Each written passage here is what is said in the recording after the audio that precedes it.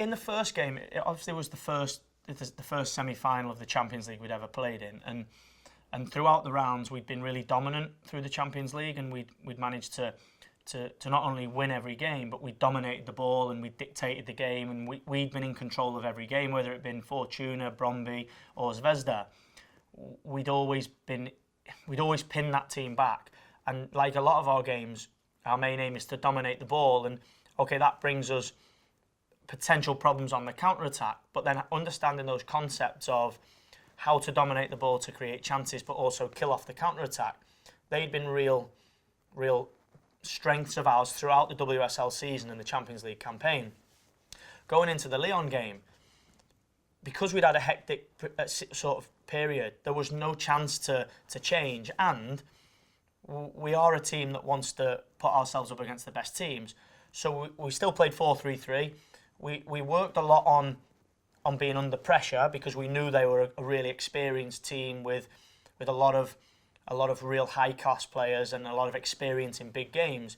But we wanted to try and dominate the ball as much as we could. And the problem that we had was, in this game, from the first minute, we ended up with one player running after their three defenders, and they just played it round us. We had a back four that sat really deep and really narrow. Our two wingers played almost as full-backs, so we played like 6 at the back because we couldn't get hold of the ball. We then played our midfield three. The problem we had was Carly Lloyd was really offensive, so we ended up with Jill Scott and Kira Walsh, and then Carly defending, and we just got pinned back, and we ended up 2-0 or 2-1 down. We caught them on the counter-attack, which wasn't really a trait of ours, although it was a real good counter-attack and a good finish from Kosa. But we ended up pinned in, and we'd never ever experienced not only being pinned in and sitting deep and playing on the counter-attack at home, we'd never really experienced it in our experience. For the second game, which was, we lost 3-1, so we knew we couldn't afford for them to concede.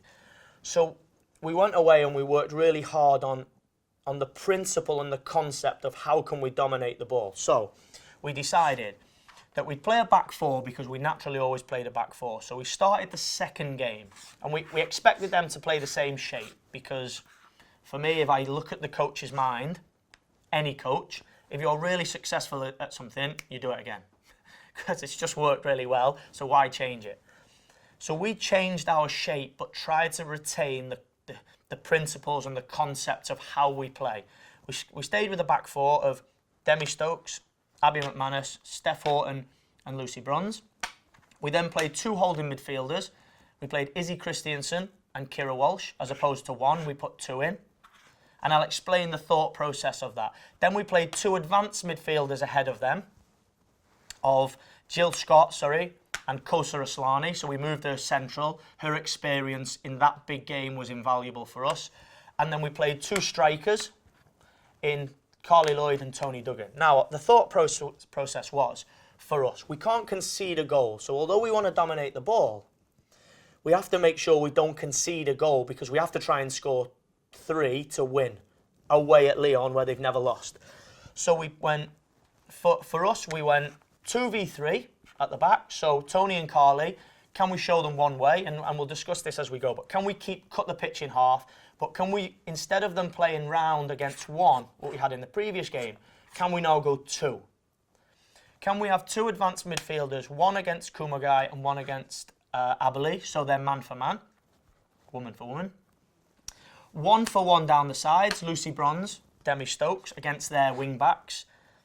Strikers, 1 for 1. And then Marajan, who was the real dictator of the game and really pulled the strings in the game, and although we tried to change in the first game, showed real class in the game. Can we go 2v1 on her? And if we stop Marajan dominating the game and we stop the 2 central players, Aberley and Kumagai, dominating the game, I think that our fullbacks were better than their wing-backs or could give us the best opportunity of attacking and defending well. And at the same time, being really risky and going 2 centre-halves against 2 of the best strikers in the world. They actually went with Le Sommer and Hegerberg, Ada Hegerberg, and they brought Ada off and they brought Alex Morgan on at half-time. So there was a real change between those 3. But the key defining factor for us in dominating the ball was when we were expansive, could we dominate them 4v3 in the middle of the pitch? So even if they tried to press us in, we would have one extra player or here, and we could always try and dictate the game by having 4 or 5v3 in the middle of the pitch. And once we could start to dominate the ball, we could then grow in experience and mentality, and we could then start to try and get our wing backs up the pitch, which would pin our full backs up the pitch, because we weren't playing with wing backs really. We were our first principle was try not to concede, but as the game grew, could we turn the game into 5 at the back for them by getting our wing backs high, and then end up having this picture where we had 4v3 in the middle of the pitch, but still retaining the ability to not be counter-attacked on. And it worked really well, because the players managed to gain that understanding of how centrally, with Kosa and with Jill, on the outsides, we could get the full-backs up, and we could then get Kira and Izzy to then start to dominate the ball. And Tony Duggan was naturally somebody that would want to come into the ball and play. And if Carly Lloyd had the real physical ability to get around and be strong and hold the ball up. So the whole principle of the game was could we gain the ability to dominate the ball and push back Lyon in their stadium like they had against us.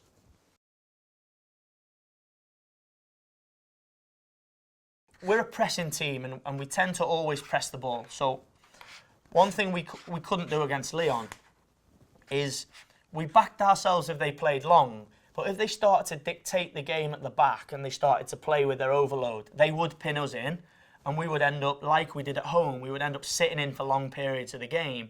And although that in football is a very viable strategy, it's not one that we'd practiced and grown. And I think with time, maybe we can become an effective team in soaking up pressure.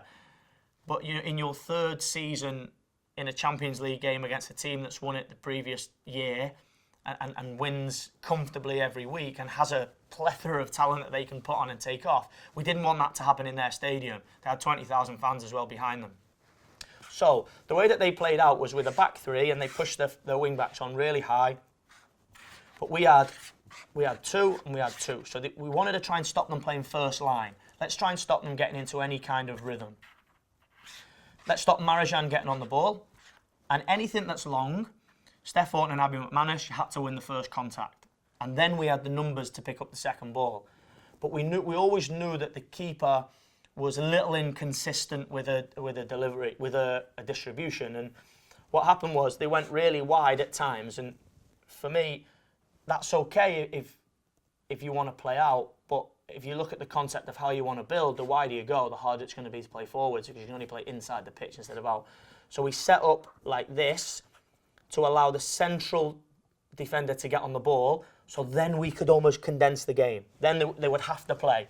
And if they played outside here, we could always recover. And we could always make sure that anything that came in, and if it went here, we'd go 2 for 2 and cut the pitch off. And the keeper kicked it, and as the keeper tried to play over, because naturally, if your fullbacks come in here, keepers will try and play over but we knew that was almost something for us. If we could get her to kick it, we had Lucy Bronze and Demi Stokes that could get on the front foot and always go and win the first ball. And we would have an extra midfielder, so we'd work a load on. If they kick it here, step on, drop in. So we can win the first ball, so there's no run. But we could also go man for man, because the problem we had is if we only played one and it was flicked on, it's almost judging the header. So stay man for man, and come and get in this gap is closed by one of the holding midfielders. Now what happened was she tried to play over and she played it straight to Carly Lloyd, and we ended up with a 2v1 like this. Now Carly, being the ruthless player that she was never going to pass it. And she ended up in the box and she hit the ball straight. It was a great finish, but it was one of those moments where I speak a lot about the team, and Carly is a great example of this, that when opportunity presents itself, some players take it and some players don't. And she definitely taught me that in those big games, whether she has to create the moment or she's gifted it, she's taking that moment. And you know what? Although we didn't qualify in that game, as games go and as commitment from players and their ability to execute a game plan and their ability to solve the problem of, if we're realistic, they were a better team than us over the 2 legs. But in the second leg, we were the better team. And we took the game to them, and we managed to really imprint our principles and our concepts and our beliefs on the game. Although we changed the shape, we played the same style and the same concept of football that we believe in.